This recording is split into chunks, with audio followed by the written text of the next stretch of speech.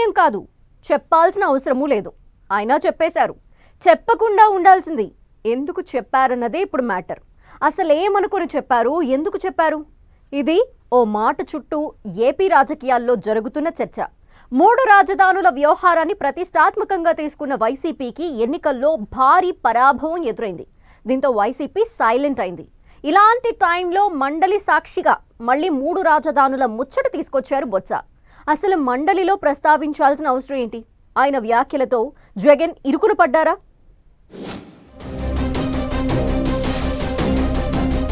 బొత్స రాజధాని వ్యాఖ్యలతో రచ్చ. 3 రాజధానుల ముచ్చట ఇప్పుడెందుకు, మళ్లీ ఎందుకు తెరపైకి తీసుకొచ్చినట్లు? మండలిలో ప్రస్తావించాల్సిన అవసరమేంటి? బొత్స వ్యాఖ్యలతో జగన్ కార్నర్ అయ్యారా?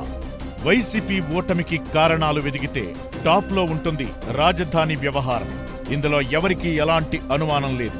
కారణం ఏదైనా జరిగిందేదో జరిగిపోయింది. వైసీపీ ఓడిపోయింది. అయితే ఇప్పుడు మళ్లీ అదే రాజధాని అంశాన్ని వైసీపీ ఎందుకు లేవనెత్తింది అన్నది హాట్ టాపిక్ గా మారింది. మండలిలో విపక్ష నేత బొత్స సత్యనారాయణ 3 రాజధానుల ముచ్చట తీసుకొచ్చారు.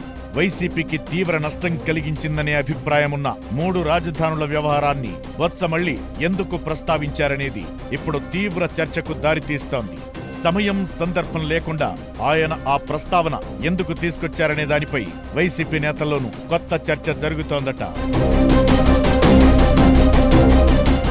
ప్రభుత్వం ప్రవేశపెట్టిన బడ్జెట్పై మండలిలో చర్చ జరిగింది. ఈ సమయంలో బొత్స రాజధాని ప్రస్తావన తీసుకొచ్చారు. మంత్రి అచ్చెన్న, విపక్ష నేత బొత్స మధ్య ఆసక్తికర చర్చ జరిగింది. ఓ దశలో 3 రాజధానుల ప్రస్తావన వచ్చింది. ఇదే ఇప్పుడు కొత్త చర్చకు దారితీస్తోంది. 3 రాజధానులే తమ ప్రభుత్వ విధానమని, వీటిపైనే ఎన్నికలకు వెళతామంటూ గత ఎన్నికల ముందు వైసీపీ ప్రకటించింది. ఆ తరువాత జరిగిన ఎన్నికల్లో ఓడిపోయింది. అలాంటిదిప్పుడు బొత్స వ్యాఖ్యల వెనుక మర్మం ఏంటన్నది ఆసక్తికరంగా మారింది. రాజధానిపై తమ విధానాన్ని మళ్లీ ఆలోచించుకుంటామని బొత్స ప్రకటించారు. అసెంబ్లీ ఎన్నికల్లో వైసీపీ 11 సీట్లకే పరిమితం కావడం, ప్రతిపాదిత 3 రాజధానుల ప్రాంతాల్లోనూ జనాలు ఆ పార్టీని తిరస్కరించడంతో తమ విధానాలపై వైసీపీ వెనక్కి తగ్గిందా అనే గుసగుస మొదలైంది. 3 రాజధానులే తమ పార్టీ విధానమని ఇప్పటి వరకు గట్టిగా చెప్పిన ఆ పార్టీ నేతలు ఇప్పుడు వెనక్కి తగ్గారా అనే ప్రశ్నలు వినిపిస్తున్నాయి. గతంలో జగన్ సర్కార్ 3 రాజధానుల వ్యవహారాన్ని ప్రతిష్టాత్మకంగా తీసుకుంది.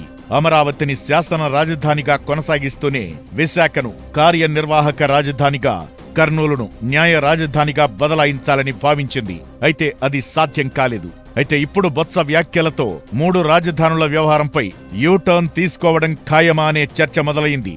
గత ఎన్నికల్లో వైసీపీ ఓటమి, అసెంబ్లీని జగన్ సహా వైసీపీ ఎమ్మెల్యేలు బాయ్కాట్ చేయడంతో మండలిలో విపక్ష నేతగా ఉన్న బొత్స అసెంబ్లీ సమావేశాల్ని లీడ్ చేస్తున్నారు.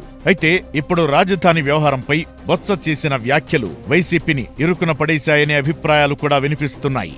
ఎన్నికల్లో ఓటమి తరువాత రాజధానులపై వైసీపీ ఎప్పుడూ మాట్లాడలేదు. 3 రాజధానుల నుంచి వెనక్కి తగ్గినట్లుగాని కొనసాగిస్తున్నట్లు చెప్పలేదు.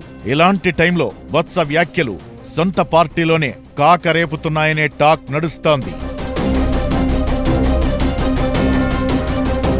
వైసీపీ హయాంలో 3 రాజధానుల విధానాన్ని తెరపైకి తెచ్చినా అమరావతి రైతులతో పాటు కూటమి పార్టీల వ్యతిరేకతతో న్యాయపరంగా వివాదాలు మొదలయ్యాయి. ఆ కేసులిప్పటికీ కోర్టుల్లో పెండింగ్లోనే ఉన్నాయి. అయితే ఇప్పుడు రాజధాని ప్రస్తావన తీసుకొచ్చి బొత్స మళ్లీ రచ్చ స్టార్ట్ చేశారనే అభిప్రాయాలు వినిపిస్తున్నాయి. బొత్స వ్యాఖ్యలతో ఇప్పుడు రాజధానుల విషయంలో జగన్ ఏదో ఒక నిర్ణయం తీసుకోక తప్పదనే పరిస్థితి ఎదురవుతోంది. 3 రాజధానుల విధానం మారలేదని చెబితే ప్రజా తీర్పుకు వ్యతిరేకమన్న ప్రచారం ఖాయం.